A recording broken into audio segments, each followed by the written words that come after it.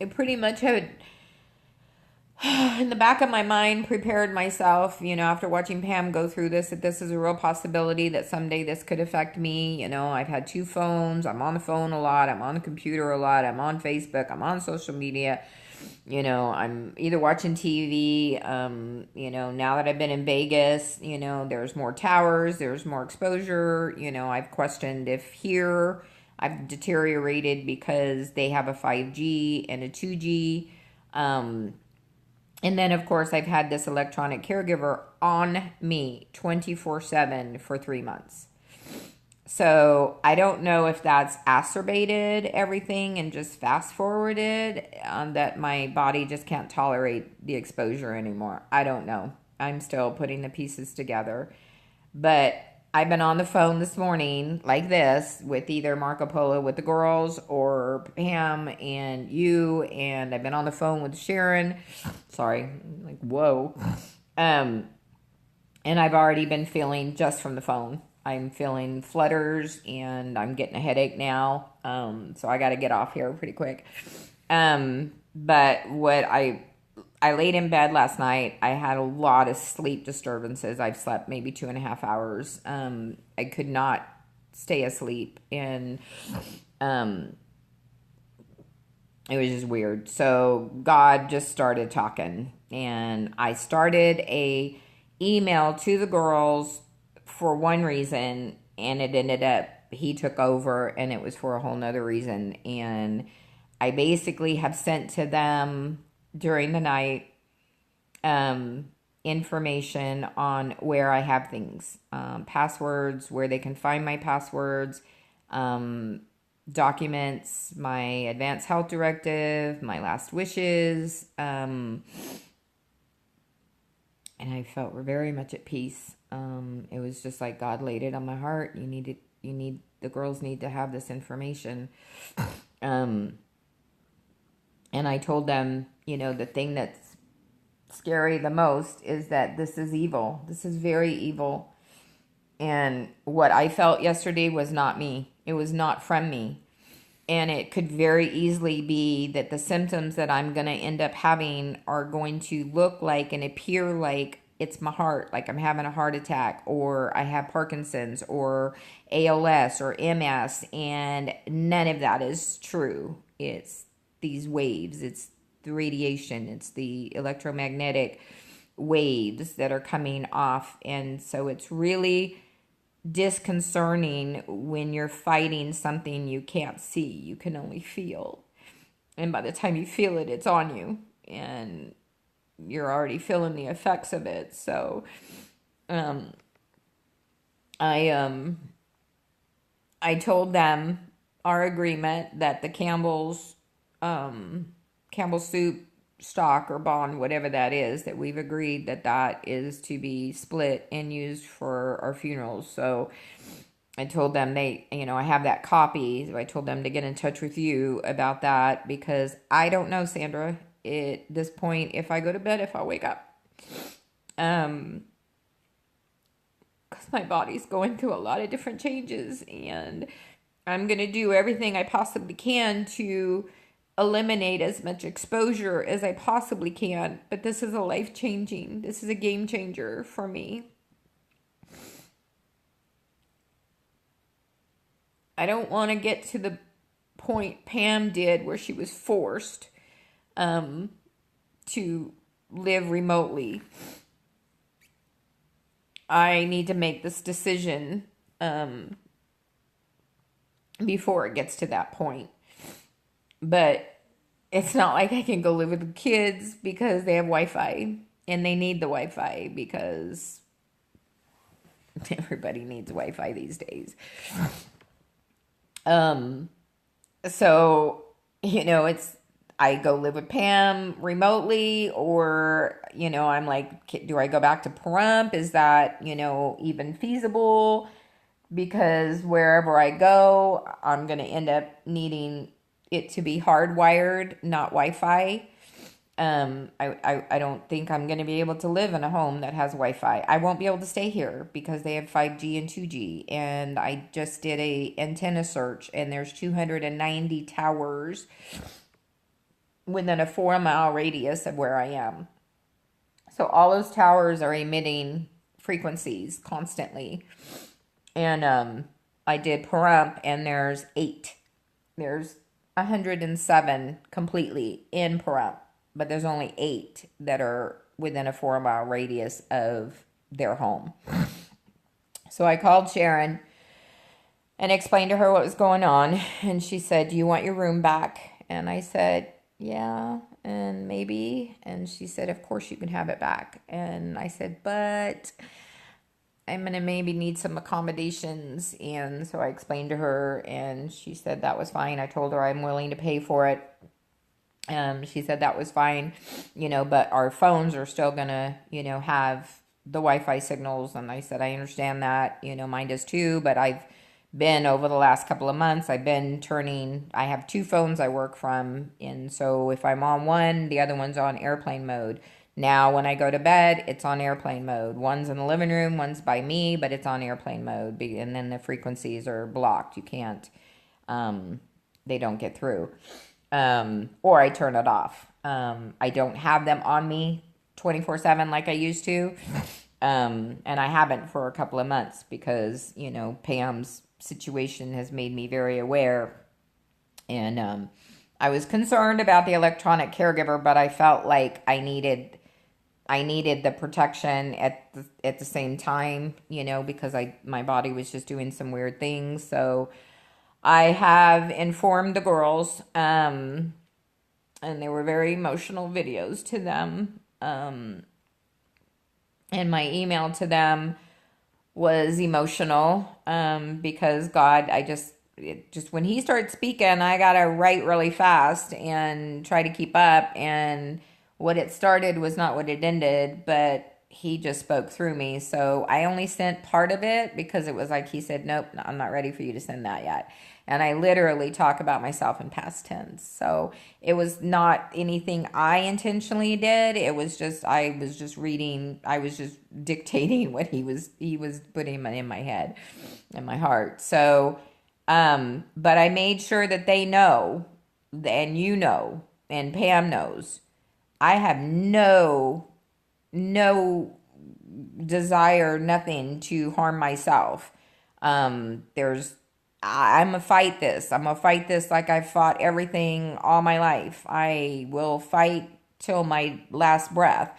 But I don't know what these frequencies are going to do to me, because after just feeling yesterday in this rage, in this anxiety, this was not me. And so I don't know, as I keep getting exposed, Pam has told me and shared with me that she has felt emotion changes. She's felt mental changes. She's kind of snapped at me a couple of times when I was like, whoa, where'd that come from? And she's told me when she's been exposed, she has these emotional roller coasters. And she'll get very emotional. And I felt that yesterday too. I was just like very emotional, crying.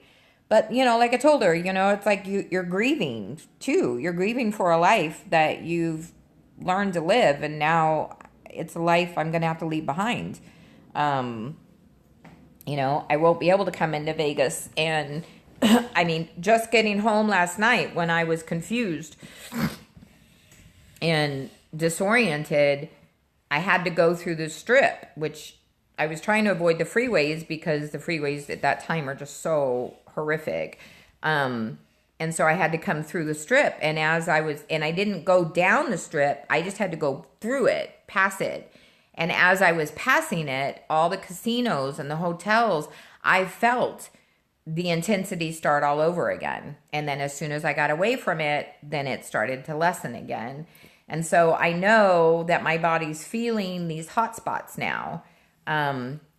So going into doctor's offices, hospitals, casinos, any places where everything's being ran off of Wi-Fi is not going to be something I'm going to be able to do anymore. I'm not 100% convinced, but I'm 90% convinced.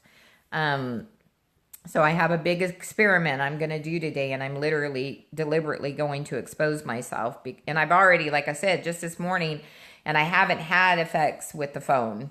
until now. You know, there's times when I'm on it all day long, my eyes will hurt and burn and my head will get a headache, but not here. I don't feel it in here, and I'm feeling it in here now. So I'm trying to keep this a little bit further away from me.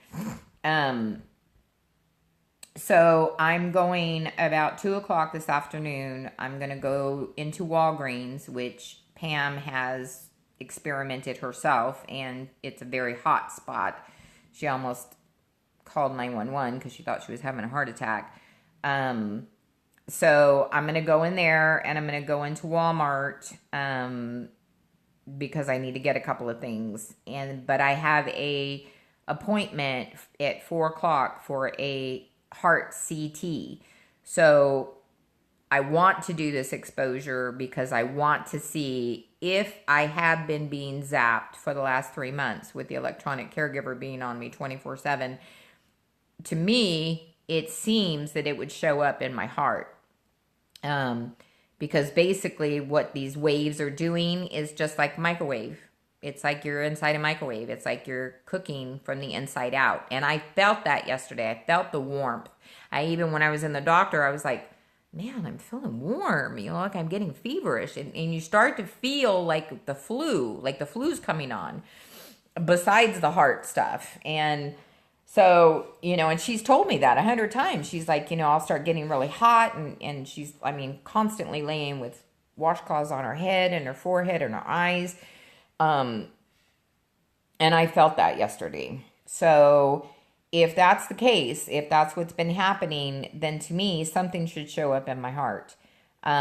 She can't go into doctors, and she can't get into the hospital. She can't tolerate. She gets so deathly sick. And then for some ungodly reason, they never, ever, ever treat her for whatever reasons. And so I'm always getting treated and getting the tests that I need and see the doctors and the specialists that I need. So I'm going to use that to my advantage.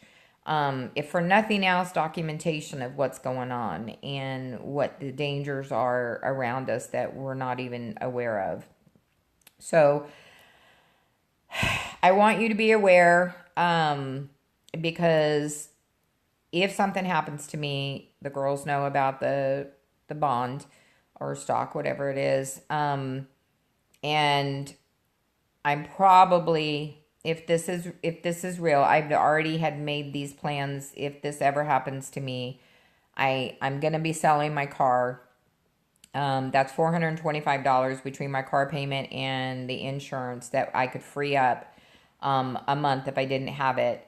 I won't be able to be going and traveling and come and go when I want to come and see the kids or go to California because I can't handle the exposure.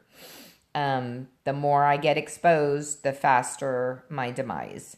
And I know this enough because I've watched Pam, and we're in 2-3 different groups where other people are experiencing the same thing, and most of them have had to go and literally almost live off grid because no matter where you go, there it is at some level. So if that's the case, then, you know, Pam and I have already talked about, you know, I may go with her. We're going to have to make plans for a bigger place, and live very remotely. So I'm not that far down the road. I'm still in the experimental stage of trying to see if this is, I'm 90% sure. I don't need to get zapped 20 times, 25 times to realize what's happening when I go to certain areas. And I've watched enough of Pam go through it. I'm just surprised it's taken 2.5 years for me. But the thing that has concerned both of us is that once my symptoms have started, it's like within 5-10 minutes, I feel it. And within 5-10 minutes, she has to get out. Before it was, 20-30 minutes of exposure and she started having symptoms. I can't go and turn off the Wi-Fi. It's not my Wi-Fi.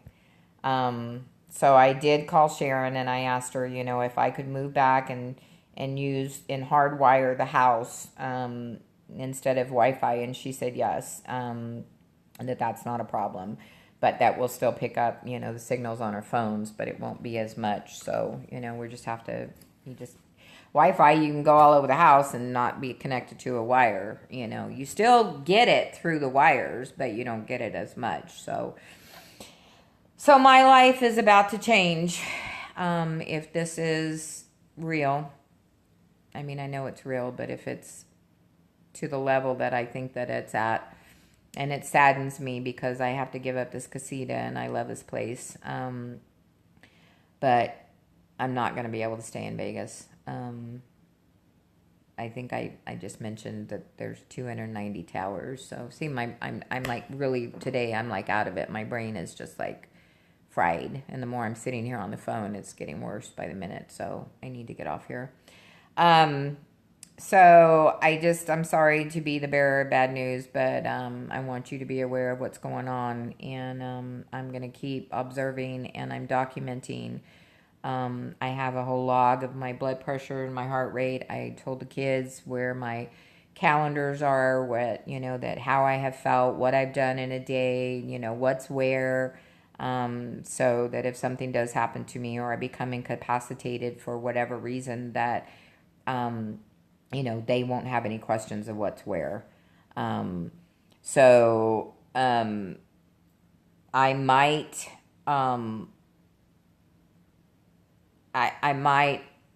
what I might have to plan on doing is selling my car and using that money to, buy me a RV, something that I can go, I don't have to have a payment on, but that I can go and spend $200-300 a month on rent or something, and be more remote in a way. But sad, because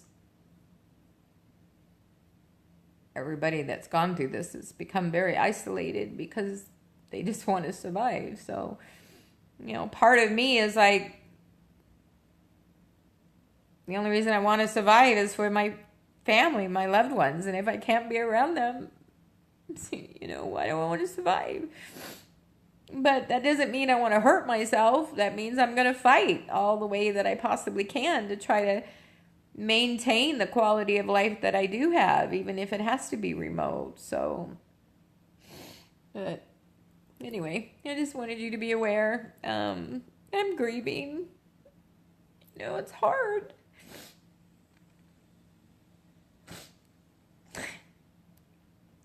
Of course, I keep delving into the pity party part. It's like I was just feeling good. I was just feeling energetic and happy, and it was feeling good.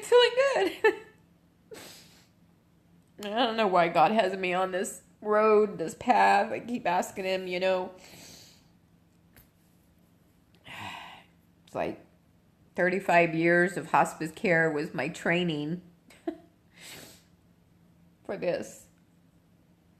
It's always death. It's always something to do with death.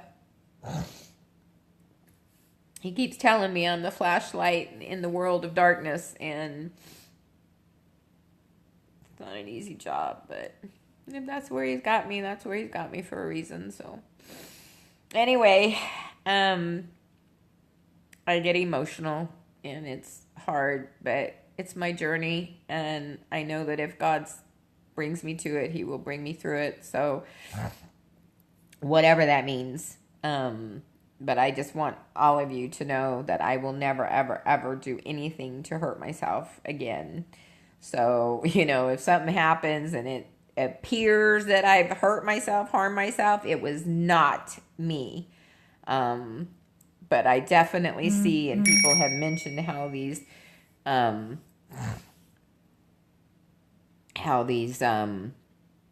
frequencies are like mind control. And I felt that yesterday. I was happy. I was content. I was bubbly. Everything was great and wonderful. And I went from that to rage, what the hell? And that was the only reason. So, it becomes pretty scary when you are fighting forces that you can't see. So anyway, send me back a message if you can, so I can put eyes on you and know that you're okay and everything's going on with you. So I love you very much, and I will talk to you soon. Bye.